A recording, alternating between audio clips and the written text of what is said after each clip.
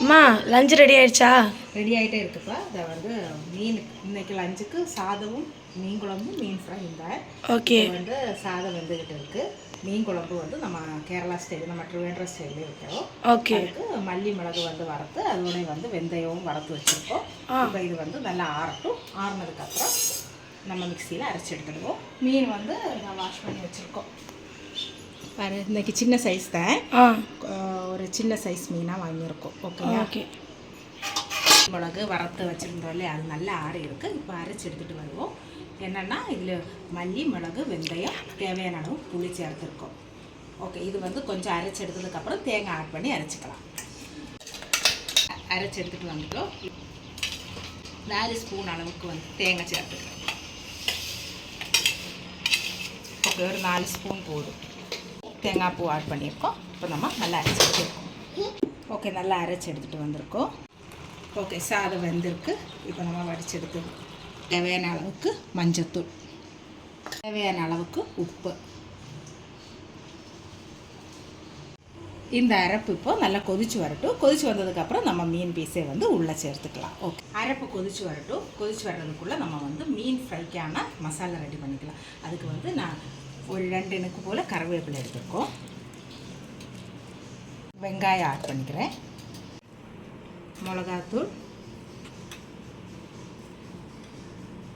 மிளகு,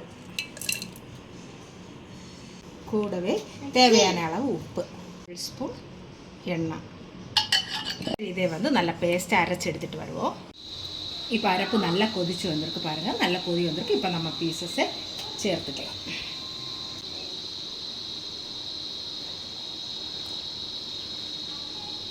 எல்லாமே ஒன்றா வந்து ஓகே. இப்போ எல்லா பீஸும் வந்து குழம்புக்குள்ளே போட்டாச்சு. இனி வந்து நல்லா கொதிக்கட்டும். ஒரு 5 நிமிஷம் போல் நல்லா ஹை ஃப்ளேமில் இருக்கட்டும். அதுக்கப்புறம் நம்ம வந்து தீ குறைச்சிக்கலாம். இப்போ நல்லா ஹை ஃப்ளேமில் ஒரு 5 நிமிஷம் இருக்கட்டும். உள்ள பேஸ்ட்டு வந்து அரைச்சி எடுத்துகிட்டு வந்திருக்கோம். இப்போ நம்ம ஒரு பீஸாக வந்து நல்லா வந்து டிப் பண்ணி இப்படியே வந்து போட்டு தேய்ச்சி வச்சுடுவோம். 5 நிமிஷம் போல் இப்போ ஆயிருக்கு. நல்லா கொதிக்குது பாருங்கள். ஓகே, இப்போ நம்ம வந்து தீ கம்மி பண்ணிக்கலாம். தீ கம்மி பண்ணி ஒரு 20 நிமிஷம் போல் வச்சு எடுத்துக்கிட்டோன்னா சூப்பரான நம்ம வஞ்சரம் மீன் குழம்பு ரெடி. சரி, இப்போது சைட் டிஷ்ஷாக வந்து ஒரு வெண்டைக்காய் பொரியல் கூட பண்ணிக்கலாம் அப்படின்னு வெண்டைக்காய் வந்து கட் பண்ணிட்டு இருக்கோம் பொரியலுக்காக. அப்படி கொஞ்சம் சுட்டி வச்சுருவோம். 2 நிமிஷம் போல் ஆயிருக்கு பாருங்கள். நம்ம மீன் குழம்பு வந்து நல்லா ரெடி ஆகிருக்கு. இப்போது கருவேப்பிலை போட்டு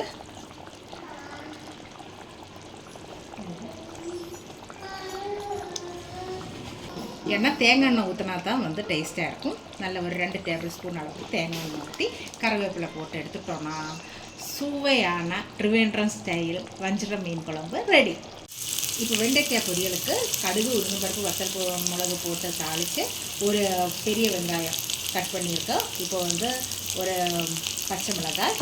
இப்போ நம்ம வெண்டைக்காயையும் சேர்த்து மீன் ஃப்ரை பண்ணி எடுக்க போகிறோம். எண்ணெய் ஊற்றியாச்சு. ஓகே, இப்போ மீன் ஃப்ரை பண்ணுறதுக்கு வச்சுட்டோம். எண்ணெய் ஊற்றி கருவேப்பிலை தண்டு வச்சு பீஸ் வந்து வச்சுருக்கோம். ஃப்ரை ஆகட்டும். சைடு ரெடி ஆகிருக்கான்னு நினைக்கிறேன், பார்ப்போம். ஓகே, ஃப்ரை ஆகிடுச்சு. எல்லாத்தையும் திருப்பி போட்டு பொரியலுக்கு 1/4 டீஸ்பூன் மஞ்சள்தூள், ஒரு 1/4 டீஸ்பூன் போல் மிளகாத்தூள் போட்டு வதக்கி விட்டு எடுத்துக்க வேண்டியது. ஓகே, இப்போ மீன் குழம்பு கூடவே வந்து ஊற்றி சாப்பிட்றதுக்கு ரசம் வச்சுருக்கோம். ஓகே, ரசம் ரெடி ஆகிட்டு இருக்குது பாருங்கள். ஓகே, இப்போ நம்ம மீன் ஃப்ரையும் ரெடி ஆகிருக்கு. நம்ம லஞ்சு ஆல்மோஸ்ட் ரெடி ஆகிருக்கு. ஓகே, வாங்க நம்ம சாப்பிடலாம். சாதம்,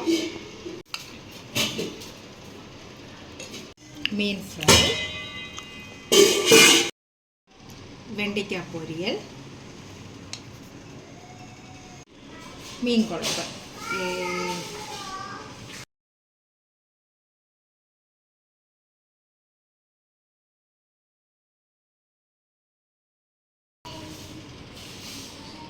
மீன் குழம்பு இந்த மாதிரி நீங்கள் கண்டிப்பாக ட்ரை பண்ணி பாருங்கள். ரொம்ப சுவையாக இருக்கும் இந்த மீன் குழம்பு. கண்டிப்பாக ட்ரை பண்ணி பார்த்து எப்படி இருக்குன்னு சொல்லுங்கள். ஓகே, பாய், தேங்க்யூ.